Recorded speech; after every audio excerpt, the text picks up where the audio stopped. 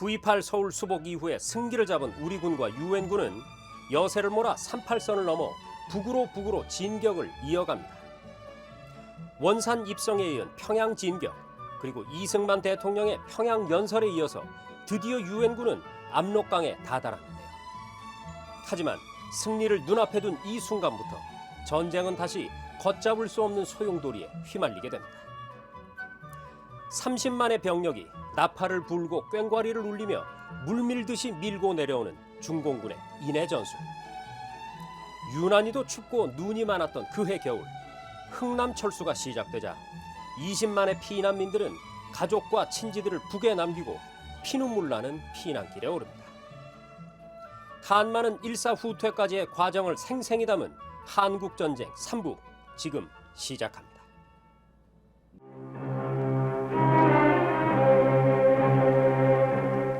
서울이 탈환되고 낙동강 전선이 무너지고 공산군이 북으로 달아나자 피난 갔던 사람들은 낙동강을 건너고 금강을 건너 자기 고향으로 찾아가기 시작했습니다.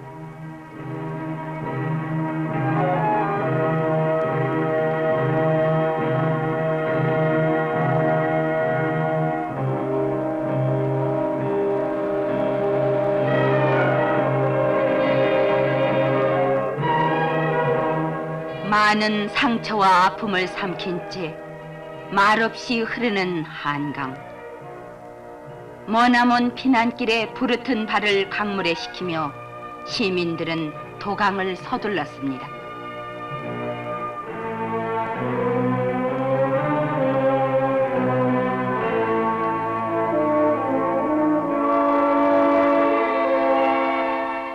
비운의 한강 다리가 끊어지던 날, 민족의 비극을 안고 한강을 노졌던 사공. 그 사공이 다시 수복하는 피난민들을 싣고 노를 젓는 감회가 그 어떠했으랴.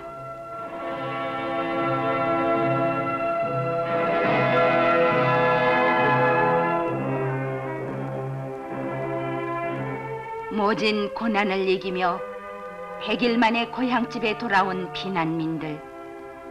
그러나 그곳에는 되찾은 기쁨보다 폐허 속의 통곡만이 메아리쳤습니다.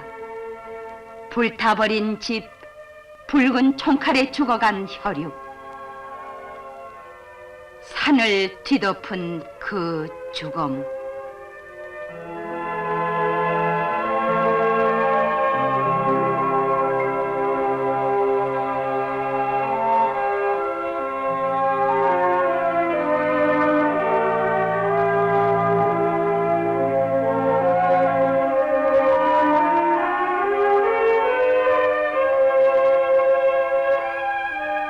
이 엄청난 비극 앞에 사람들은 그저 목을 놓아 울 수밖에 없었습니다.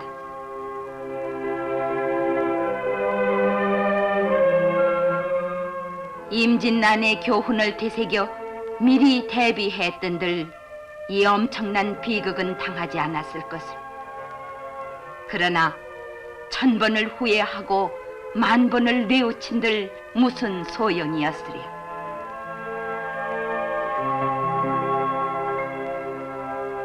(500년의) 고도 서울은 제 모습을 찾을 수가 없었고 포탄에 부서진 벽돌들만이 나뒹굴었습니다.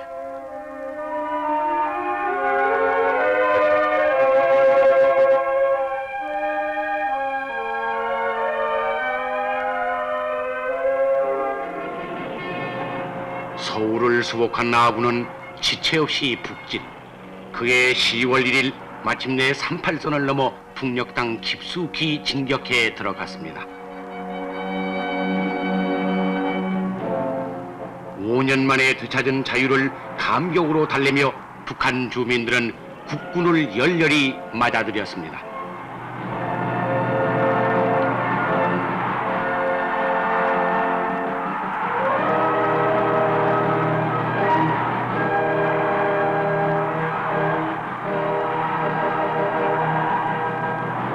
아군이 원산에 입성한 것은 10월 10일이었습니다.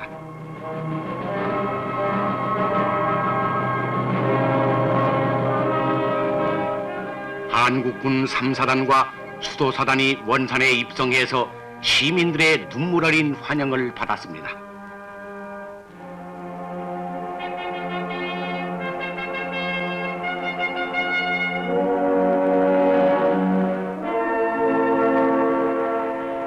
달구지가 아무렇게나 버려진 원산 시가지.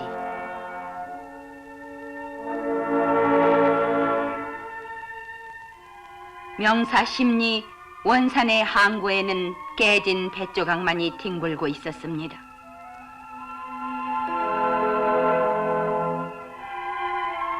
공산당의 학살 현장은 어디서나 볼 수 있었습니다. 그들은 북으로 도망을 치면서도 남아있는 시민들이 국군에 협력할 것을 저지하고자 이렇게 선량한 시민들을 무차별 학살했습니다. 참으로 기막힌 죽음이 아닐 수 없었습니다.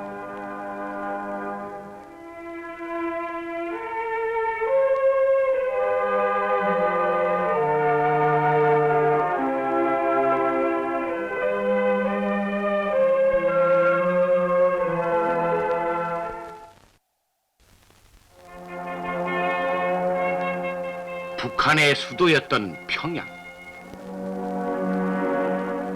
한국군 1사단과 7사단은 평양을 향해 진격했습니다. 1950년 10월 18일 국군 1사단은 괴뢰 잔당의 최후 발악을 무시하며 대동강을 건너 능라도로 올라갔습니다.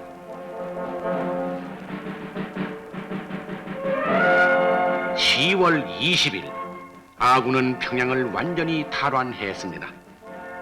참으로 감격적인 순간이었습니다.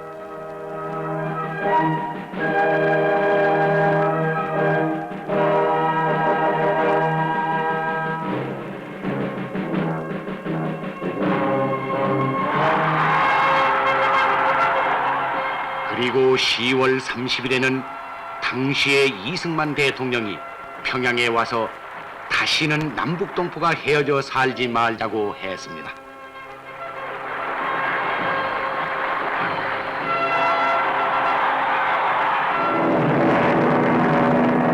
전선은 계속 북으로 향했습니다. 평양 북방에서는 낙하산 투하 작전으로 적을 앞질러가며 섬멸했습니다.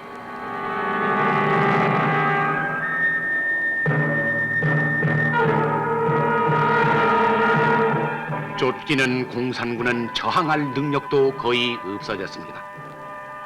그래서 한국군은 진격을 하면서 공산군과 양민의 귀순을 종용하는 작전을 펴나갔습니다. 특히 국군의 정훈부대는 적이 잠복한 지점과 가까운 거리에서 귀순 권고의 방송을 계속했습니다.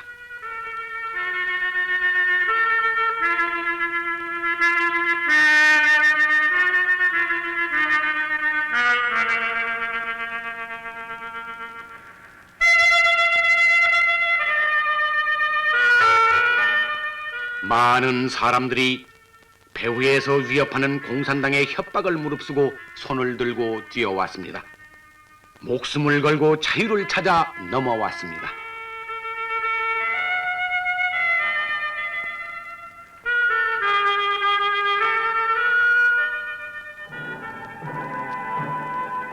아군은 평양 북방으로, 동북편 청진 해산진으로, 그리고 초산을 향해 통일의 문턱에서 전력을 다해 진격해 나갔습니다.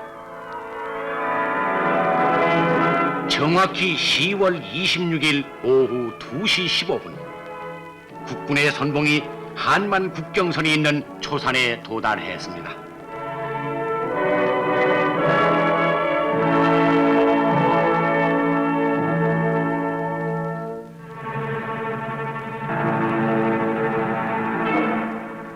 그러나 우리는 비로소 되찾은 국토를 또다시 버려야만 했습니다. 중공군이 개입했기 때문입니다.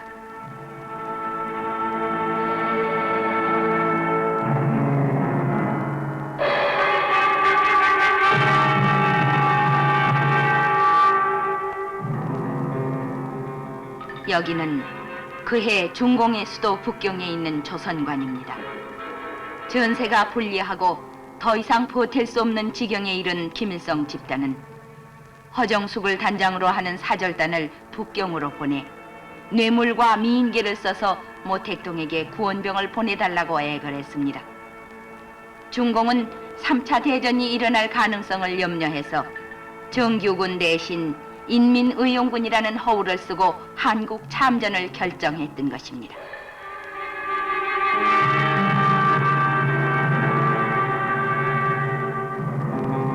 중공군은 만주 땅에서 얼어붙은 압록강 두만강을 건너 한반도로 들어왔습니다.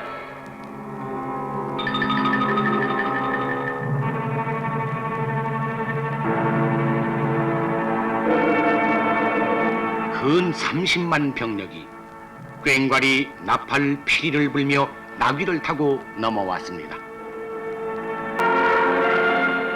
그리고 김일성 집단은 연약한 여자까지 동원하여 술과 밥과 떡을 일선 참호에까지 나르게 하며 중공군을 도왔습니다.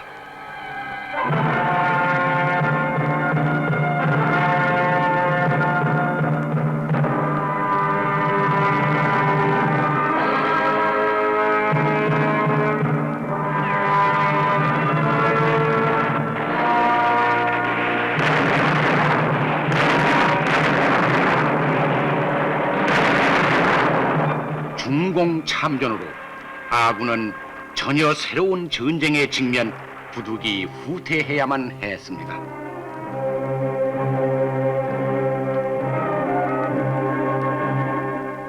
후퇴하는 유엔군을 지켜보는 북한 주민들.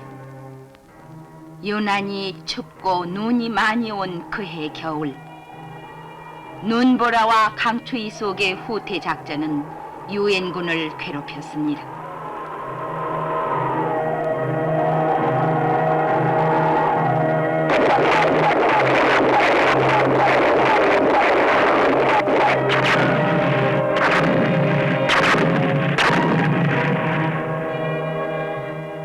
여기는 동해안 북동쪽 항구 흥남.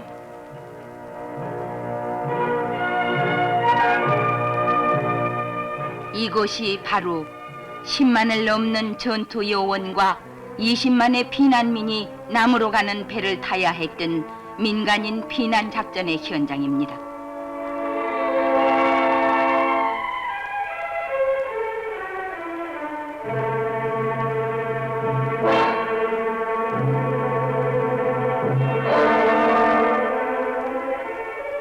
뒤쫓아오는 중공군을 피해 피난민들은 죽을 힘을 다해 배에 기어올랐습니다. 가족들은 뿔뿔이 흩어진 채 밟고 밟히며 배에 올랐습니다. 12월 24일 마지막 철수선이 부두를 떠날 때 부두에는 아직도 구름대 같은 피난민이 남아있어 부두의 피난민과 배 위의 피난민은 서로 부르며 울음바다를 이루었습니다.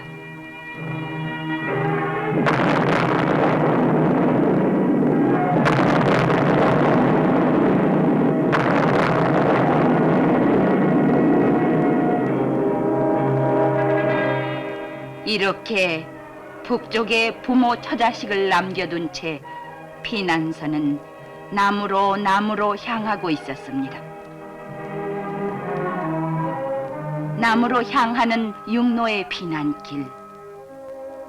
얼어붙은 산화도 우는가 한방눈은 소리 없이 내리고 있었습니다.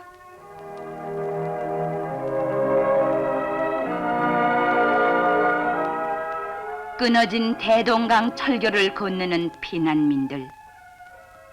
이 사진은 그때 라이프지의 종군 기자가 찍은 것입니다.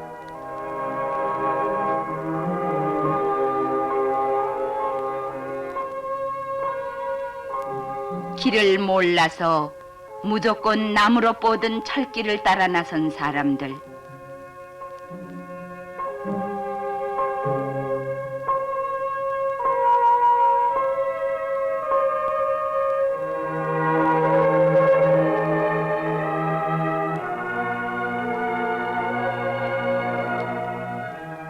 결의에 피와 눈물이 뿌려진 38선을 뒤로 한 채 피난민들은 발길을 재촉했습니다.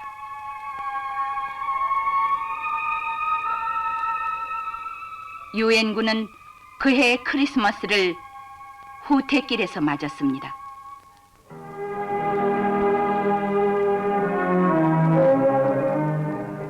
유엔군이 주는 크리스마스 선물을 받는 피난 아동들.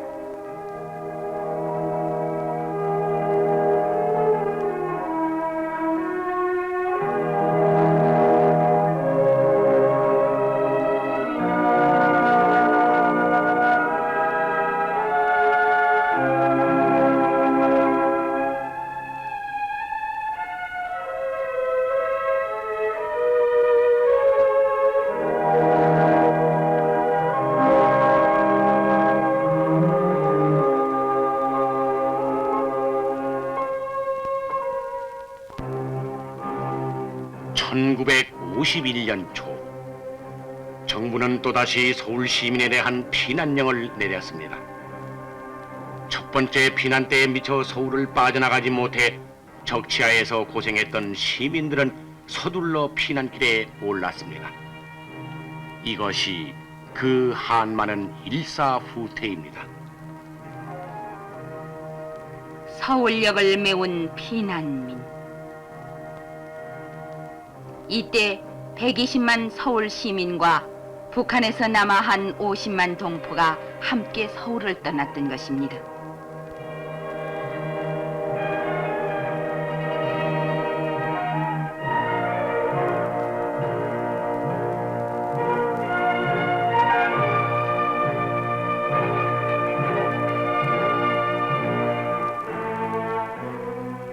아이들을 들쳐업고 남쪽으로 몰려나가던 그 인파.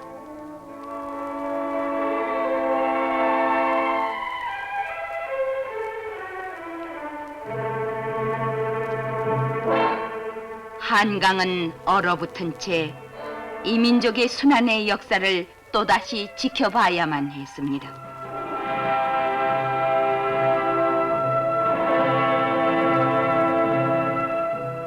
지금의 서울대교 부근인 마포강변.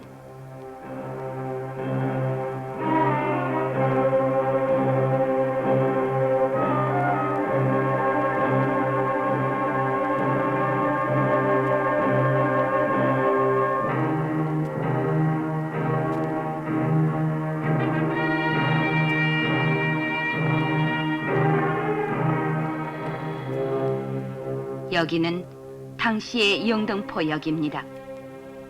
남으로 가는 피난열차에는 사람들이 짐짝처럼 포개고 포개졌습니다.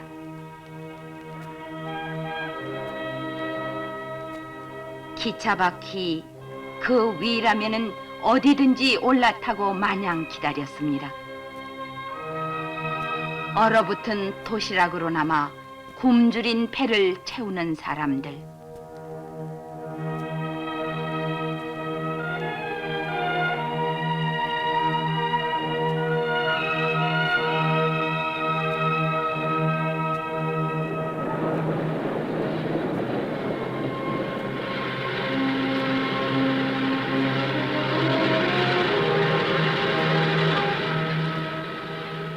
자기의 체온으로 아기를 녹여주는 어머니.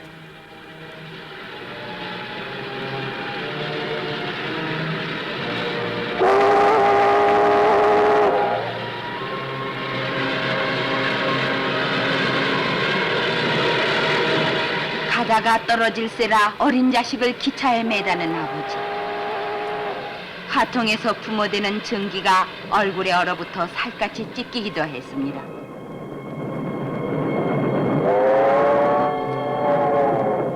이윽고 기차는 떠납니다.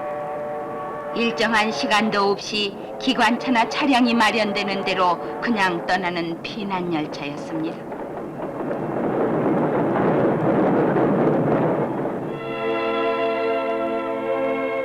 이곳은 그때의 인천항입니다. 피난민들은 백길로 남하해 갔습니다.